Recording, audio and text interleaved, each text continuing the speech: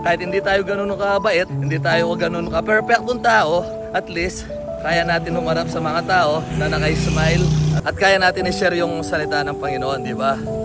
Ano? Abe ako! Kaya ganoon lang, masaya lang ang buhay. Kahit may pinagdadaanan ka, maraming mga tao ngayon, maraming mga bata, hindi lang bata, matanda, mga problema. Hindi naman nawawala yung mga problema na yan eh. Hindi naman nawawala yung problema sa tao. Hindi ka tao kapag wala kang problema. Gusto mo walang problema, tignan mo yung mga baliw. Yan lang mga walang problema. Kaya ikaw ngayon, habang okay ka pa, alam mo, nababalo lang yung mga tao nagkakaproblema. Minsan, kapag may iniisip sila, hindi sila kumakain. Ayaw nilang kumain, ayaw nilang gumalaw, ayaw nilang lumabas sa bahay. Ang kailangan mo lang gawin is lumabas ka sa comfort zone mo. Lumabas ka. Puntahan mo yung mga kaibigan mo dati or pumunta ka sa lugar na payapa, tulad ng ganyan, no? Ganyan lang ang dapat gawin. Kapag lumabas ka, bago ka lumabas ng bahay, magdasal ka. Dahil bibigyan ka ng sign ng Panginoon. Kaya bibigyan ka ng taong makikilala mo. Hindi man ganun ka perfecto rin. Papakilala niya sa'yo para mag-comfort sa'yo. Pero piliin mo yung mga taong ko-comfort sa'yo. Minsan, siyempre dahil malambot ka, lalo na kapag babae, maraming nagko-comfort na mga lalaki na iba yung interest nila. Malalaman mo rin yun. Minsan kasi napakalambot ng babae kapag may problema, lalo na kapag sa mga jowa, sa asawa, napakalambot.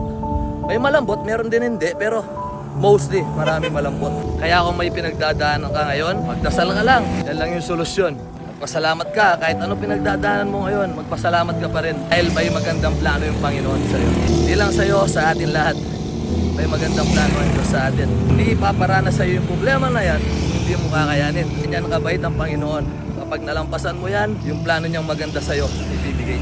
Kaya patuloy lang tayo magpasalamat sa Kanya. Walang perpektong tao, lahat nagkakamali, lahat nagkakasala. Ako, di ba, minsan sasabihin ng mga viewers diyan, yung mga against sa akin. Sabihin, ginagamit yung Panginoon sa ganyan, sa viewers ko. Nasa inyo na yan. At least alam ko sa sarili ko at alam ng mga tao na nakakakilala sa akin. Di ba? Hindi mo naman may please yung lahat ng mga tao. Kahit gumawa ka ng maganda, gumawa ka ng tama, gumawa ka ng pangit, kapag inggit sa yung tao or kapag against sa yung tao, kahit gumawa ka ng maganda, pangit pa rin para sa kanya. Abe ako! Di ba?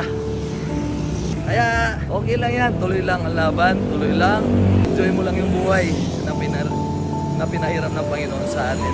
Nagaan din natin ang katawan natin, ang mental health. Di ba? Kaya kung gusto mo nang kausap, hindi mo na talaga kaya, mag-PM ka lang sa akin, tutulungan kita. Ako, kausapin kita sa pamamagitan ng salita ng Panginoon. Hindi man nga ako ganun ka-perfecto, pero kaya kitang pagalingan sa pamamagitan ng salita ng Panginoon. Kaya ingat po kayo palagi. God bless, Bob Soy. Rise